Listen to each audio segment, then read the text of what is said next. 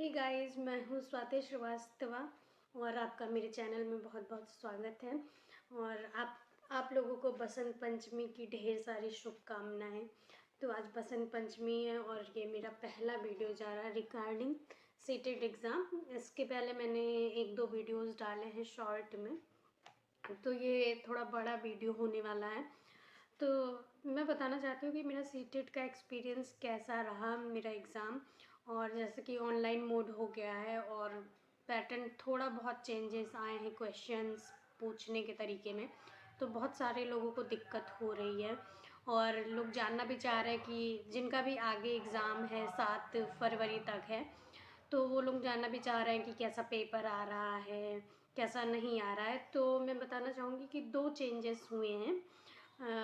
बहुत वैसे चेंजेस नहीं हैं, बट एक तो बहुत ही अच्छा हुआ है कि आप सिस्टम पे क्वेश्चंस कर रहे हैं तो आपको बार बार क्लिक करके इंग्लिश और हिंदी में चेंज नहीं करना है।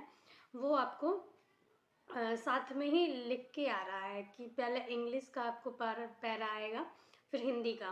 तो आपको बहुत ही इजी होगा कि आपको हिंदी नहीं समझ में आ रहा है तो इंग्लिश का देख लीजिए, या आपकी इंग्लिश अच्छी है और आपको सीडीपी ईवीएस वगैरह करना है इंग्लिश में ही, तो आप कर सकते हैं। अगर इंग्लिश में कुछ दिक्कत आ रहा है तो नीचे आप उसकी हिंदी लिखिए। तो पहले इंग्लिश में क्वेश्चंस हैं, फिर नीचे हिंदी में क्वेश्चंस हैं, तो आप आराम से वो कर सकते हैं। आपको बार बार क्लिक करके चेंज नहीं करना है। तो ये तो बहुत अच्छा हुआ है एक चीज़। एंड दूसरा चीज़ है जो मुझे पर्सनली थोड़ा अच्छा नहीं लगा, और अच्छा क्या, वो ऑनलाइन ऑनलाइन जब पेपर होता है तो उसका मेथड ये होता है। और सीटेट में इस बार चेंजेस आए हैं। बाकी एग्ज़ाम्स में एसएससी वगैरह और बाकी सारे में तो ऐसे आते थे, लेकिन क्या किया है इन्होंने, ऑप्शन जैसे है कि कोई भी क्वेश्चंस दिया है कि हाथी कितने घंटे सोता है, ठीक है, तो हाथी कितने घंटे सोता है, उसमें 4 ऑप्शंस है कि 4 से 5 घंटे, 20 घंटे, 15 घंटे, या सोता ही नहीं है। ये चारों ऑप्शन है और आपको चारों में से जो सबसे सही लगेगा, कि आपको कोई ऑप्शन सही लगा और आपको टिक करना है, आपको कोई ऑप्शन सही लगा और आपको टिक करना है। तो जैसे कि आपको ऑप्शन नंबर उसमें दूसरा सही लगा, तो नीचे आपको दूसरे नंबर पे ही आके टिक नहीं करना है। ये बहुत ध्यान देना है कि नीचे आके आपको जहाँ पे 2 लिखा है वहाँ पे आपको टिक करना है। वो दो दो गोला चौथे नंबर पे भी हो सकता है, पहले नंबर पे भी हो सकता है, दूसरे नंबर पे भी हो सकता है और तीसरे नंबर पे भी। तो आप जब स्टार्ट करेंगे पेपर और देना पेपर स्टार्ट करेंगे तो एक दो क्वेश्चंस में आपको शायद मे बी इजी आए और आपको लगे पहले का दूसरा हुआ, और नीचे आके आंसर में आपने दूसरे पे क्लिक कर दिया, तो वो आपका आता हुआ भी क्वेश्चन गलत हो जाएगा। तो आपको ध्यानपूर्वक देखना है कि नीचे 2 किस में लिखा उस पर टिक करना है। जैसे कि मैं कॉपी में बता दूं कि अगर लिखा है लाइन से, एक गोला है, गोले में 1 है, 2 है, 3 एंड 4, 4, 2, 1, 3। तो ये आपको दिख रहा होगा कि ऐसे दोनों साइड में है, ये देखिए। तो एक तो लाइन से है, ऐसे नहीं दिया रहेगा आपको, जैसे ये दिया है कि 4, 3, 2, 1, ऐसे ऐसे करके दिया रहेगा। तो आपको आपका आंसर चूज करके उसमें टिक करना है।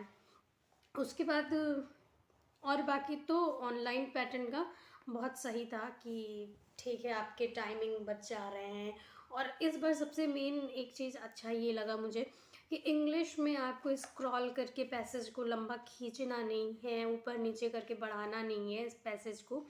और जैसे कि बच्चों को इंग्लिश में बहुत ज़्यादा दिक्कत होती थी, इंग्लिश और हिंदी में भी पैराग्राफ में, कि बहुत सारे लोगों को ऑनलाइन पेपर देने में, जैसे बहुत सारे लोग पहली बार हैं, उन्हें पता ही नहीं है, तो वो आधे पैसेज पढ़ के ही उन्हें लगेगा कि आधा पारा दिया है और उसमें आपको लगेगा कि इसी में से ही आंसर हमें चूज करके फिल करना है। तो क्या होता था कि बहुत सारे लोगों को तो पता है, उन्हें एक्सपीरियंस है, तो वो स्क्रॉल करके वो पूरा पैसेज पढ़ के फिर आंसर देते थे। लेकिन जैसे कि आधे आधे पे जो लोग नए हैं, जिन्हें आइडिया नहीं है, अवेयर नहीं है इस बारे में, तो उनके लिए दिक्कत होता था। लेकिन अब क्या है कि आपको पूरे स्क्रीन पे पूरा पैसेज दिखेगा, क्वेश्चंस दिखेगा, आंसर है, आप उसमें से चूज करिए, खोजिए, आंसर करिए। फिर आपका नेक्स्ट क्वेश्चन है, फिर उसके ऊपर सारा पैसेज है, तो आपको इस बार पैसेज में कोई दिक्कत नहीं है। और ये तो रहा कि कैसा पैटर्न और बाकी सब, ओवरऑल दो ही चेंजेस हैं। तो एक तो बहुत ही अच्छा है कि आपको इंग्लिश और हिंदी साथ में लिखा आ रहा है। तीसरा ये है कि पैसेज में आपको स्क्रॉल करके लंबा नहीं करना है, पैसेज भी पूरे स्क्रीन पे पूरे हैं, तो इसमें कोई भी दिक्कत नहीं है। बस दिक्कत यही है कि आपको बहुत ही केयरफुल रहना है कि ऑप्शन में यही है कि 1 2 3 4 करके लाइन से नहीं दिया हुआ है, तो उसमें आपको केयरफुली करना है कि आपका अगर आंसर नंबर दूसरा सही है तो दूसरे पे आके नीचे आपको देखना है कि दूसरा नंबर किस नंबर पे दिया है। वो फोर्थ पे भी दिया रह सकता है, तीसरे पे भी, तो आपको ये करना है। जबकि मुझे ऑनलाइन एग्ज़ाम देने का एक्सपीरियंस है, हालांकि मैंने बहुत ज़्यादा एग्ज़ाम्स नहीं दिया है, 1 2 ही दिया है, लेकिन मुझे इतना पता है। लेकिन सीडीपी का जब मैंने पेपर खोला तो उसके 2 क्वेश्चंस मतलब स्टार्टिंग के थे कि चलो आ ही रहे हैं, तो क्या हुआ कि मैं जल्दी जल्दी में कुछ ही सेकंड में उसका आंसर करके दूसरे का दूसरे पे कर दिया, मैंने खुद ही नहीं वो देखा। फिर 2 क्वेश्चन किया, फिर जब मैं तीसरे पे गई और वो भी आंसर मुझे आ रहा था, लेकिन कुछ सेकंड थोड़ा ज़्यादा लिया होगा मैंने। तो फिर जब मैं नीचे के ऑप्शंस देखी तो 4 3 2 1 करके ऐसे था, तो मैं उस पर जब टिक की देख के तो फिर मैं मतलब रिवर्स गई और फिर मैं देखी, तो वो दोनों आंसर मैंने गलत ही टिक किए थे। फिर मैं उसको करेक्ट करके फिर मैं अपना नेक्स्ट की। और बात रही कि सीडीपी तो हो ही गया जैसे तैसे, आप लोगों ने तो अभी तक देख भी लिया होगा कि पेपर कैसा आया था। तो ओवरऑल 24 का पेपर तो मुझे अच्छा ही लगा। और क्या कहूँ कि अभी तो प्रेडिक्ट नहीं कर सकती नंबर या पास होना या जैसा भी, बट आई थिंक पास तो हो ही जाऊँगी। और कैसा रहा पेपर मेरा, तो ठीक रहा। और मुझे लगता है कि पेपर 24 को मैं प्रे भी कर रही थी कि भगवान जी सही रहे, लास्ट में है या लास्ट में जिनका भी पेपर, सब लोग बहुत वरी कर रहे थे कि टफ आएगा और पैटर्न चेंज हो रहा है, ऐसा है वैसा है। तो सबसे एक बात ये है कि आपके एग्ज़ाम्स जैसे कल हैं, कल के शिफ्ट में, और जो बाकी 5 6 दिन जितने दिन भी बाकी हैं, अगर आपके पेपर हैं तो आप जितना पढ़ें आप सबसे पहले उसको रिवाइज करिए। और मेन गलती क्या होती है कि हम लोग ऐसे पूरे पूरे नोट्स बना के, ये पूरे नोट्स बना के ऐसे रखे हुए हैं, ठीक है, और अगर ये पूरी कॉपी भरी हुई है, ठीक है, और अगर एग्ज़ाम्स के पहले हम लोग इसको रिवाइज नहीं करते हैं, ठीक है, तो आपने जब पढ़ा है तो 20 से 30% 40 60% में भी आपके माइंड में है। और अगर वो रिवाइज नहीं किया है तो एग्ज़ाम में जब आप जाएंगे तो जो आपको आता हुआ भी क्वेश्चंस रहेगा उसमें भी डाउट होगा कि क्या मैं यही वाला करूँ, यही वाला टिक करूँ, सही होगा कि नहीं होगा।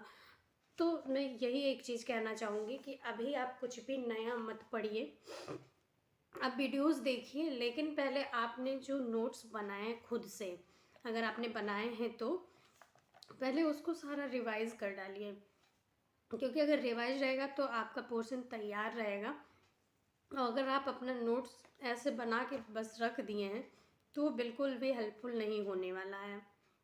और रही बात पेपर कैसे आ रहे हैं, तो ओवरऑल सबके पेपर ही ठीक आ रहा है। अभी तक 11 को ही थोड़ा आउट ऑफ सिलेबस रहा है और थोड़ा पैटर्न चेंज कर दिया गया है, तो समझने में थोड़ा दिक्कत हो रहा है। आपको लगेगा कि चारों ही ऑप्शन सही हैं, तो आपको बहुत ही ध्यान से सोचना है एक टीचर बन के कि ठीक है कौन सा सही रहेगा, कैसा कैसा होना चाहिए, कौन सा आंसर, तो आपको बहुत सटीक आंसर देना है सोच के कि कौन सा सही रहने वाला है।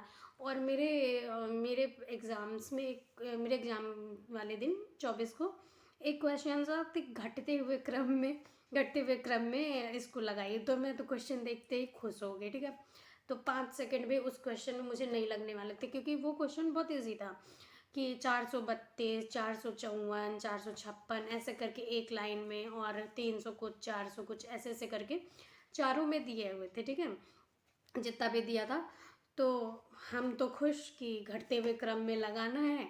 और तीसरे ऑप्शन में मेरा था 401 408 412, तो मैं माइंड तो अलग ही चल रहा है और क्लिक मैंने किया उसको बढ़ते हुए क्रम में, वो तो मैंने इजी इजी कर दिया। फिर पेपर दे के मैं जब निकली तो मैंने अपने फ्रेंड को फ़ोन किया और मैं बड़ी खुश होके पेपर तो उतना अच्छा नहीं हुआ, बट कुछ क्वेश्चन जो आसान आए उसको कर लो तो और थोड़ा अच्छा लगता है कि हाँ चलो ठीक है, हो ही जाना है, या अगर पास हो गए तो अच्छी बात है। तो मैंने उसको कॉल करके बोला कि वो पेपर अच्छा हुआ, और पता है कि मेरे लिए ही पेपर सेट किया गया था जैसे, और एक क्वेश्चन आया घटते हुए क्रम में। अब बताओ, उसने आरोही अवरोही तक भी नहीं दिया था। फिर जब मैं फ़ोन रख दी और फिर मेरा माइंड गया अपने स्क्रीन पे, ठीक है, या मैं बैठी थी फील्ड में क्योंकि 2.5 घंटे का गैप था, तो मेरा माइंड गया कि अच्छा घटते हुए क्रम में, तो मैंने ऑप्शन नंबर 3 क्यों चूज़ किया जब ऑप्शन नंबर 1 था आंसर उसका। तब तो मेरे दिमाग की बत्ती जली कि ओ भाई साहब, 1 नंबर तो ऐसे गलत कर दिया, ओवर कॉन्फिडेंस हो गए। तो फिर मैंने मैसेज करा, ओ मेरा तो गलत हो गया, वैसे कितने क्वेश्चन गलत किए होंगे। तो थोड़ा डर लगता है, और बात यह है कि आपको बहुत ही ध्यानपूर्वक पेपर करना है और बहुत अच्छे से पेपर करना है। एक क्वेश्चंस को अच्छे से टाइम देके, 1 मिनट आपका क्वेश्चंस है तो आप समझिए कि 1 मिनट आपको एक क्वेश्चंस पे हैं, तो आप उसको बहुत ही अच्छे तरीके से पढ़िए और सटीक आंसर दीजिए, और जो आंसर दे रहे सोच समझ के, आपका पूरा माइंड वहाँ पे होना चाहिए। और रही बात, एक मेन बात ये है कि आप टाइम से पहुँच जाइए, वहाँ कुछ ज़्यादा चेकिंग नहीं हो रहा है क्योंकि कोरोना का इतना वो कुछ है नहीं। तो बस आपका एडमिट कार्ड और एक आधार कार्ड या कोई आईडी दूसरा लेके जाइए। 2 आईडी तो कम से कम आप रखिए। तो उसके बाद वो चेकिंग होगा, आप क्लास में जाएंगे, सिस्टम मिलेगा, और फिर बायोमेट्रिक एंड फ़ोटो वोटो क्लिक करके फिर आपको आपका सिस्टम अलॉट कर दिया जाएगा, फिर भेज दिया जाएगा। देन आपको रोल नंबर एंटर करना है, और पासवर्ड आपको थोड़ी देर बाद बताते हैं वो।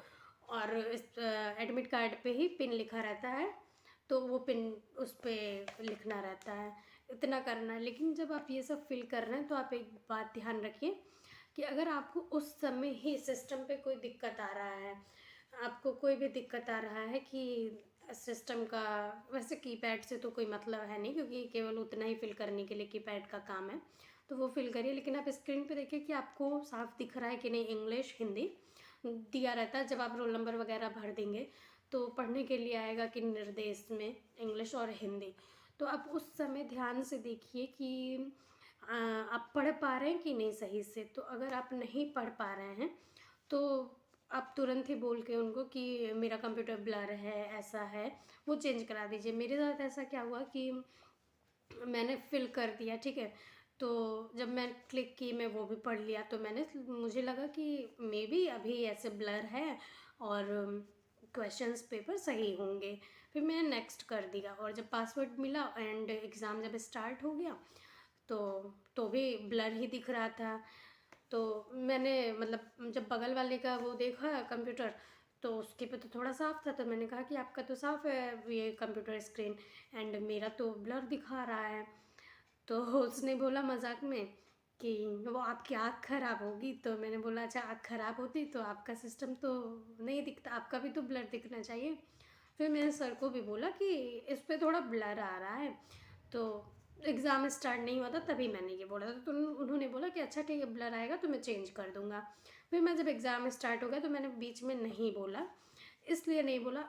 आप अगर साफ़ नहीं देख सकते हैं, अगर आपको साफ़ नहीं दिखाई दे रहा तो आप ज़रूर बोलिएगा। और मैंने नहीं बोला क्योंकि वो मैं सटीक पढ़ पा रही थी स्क्रीन पे, सटीक क्या, क्योंकि जब मतलब मुझे नोट्स नहीं बनाना होता है, मैं यूट्यूब से जब पढ़ाई करती थी और जो भी थोड़ा बहुत पढ़ाई किया है और नोट्स वगैरह बनाया है, तो 240 पे मैंने चलाया होगा वीडियो। बट कभी जब आपको ऐसे रिवीजन मारना होता है या कई वीडियोस देखते हैं तो 144 पे देख लेते हैं, तो मुझे वो हैबिट है थोड़ा कि मैं देख लेती थी स्क्रीन पे या जैसे भी, तो मेरे पे ब्लर था। तो ऐसा हुआ कि चलो वो तो मेरा पेपर हो गया अच्छे से। फिर जब सेकंड शिफ्ट का हुआ तो जब मैं उस पर भरने लगी रोल नंबर वगैरह, फिर मुझे ये वही दिखा। तो फिर उस समय मैंने चेंज करा लिया, सेकंड पेपर के लिए मैंने बोला कि ये ब्लर है, उसको चेंज कर दीजिए। जबकि वो चेंज कर दी, उसके बाद भी वो उसी तरीके से ही दिख रहा था मुझे। फिर मुझे कोई दिक्कत नहीं हुआ, लेकिन मुझे तो आदत है, इसलिए मेरा नेगेटिव माहौल होने के बाद भी कि मेरे लिए बेनिफिट नहीं था ब्लर दिखना, उसके बाद भी मैंने एग्ज़ाम कर लिया।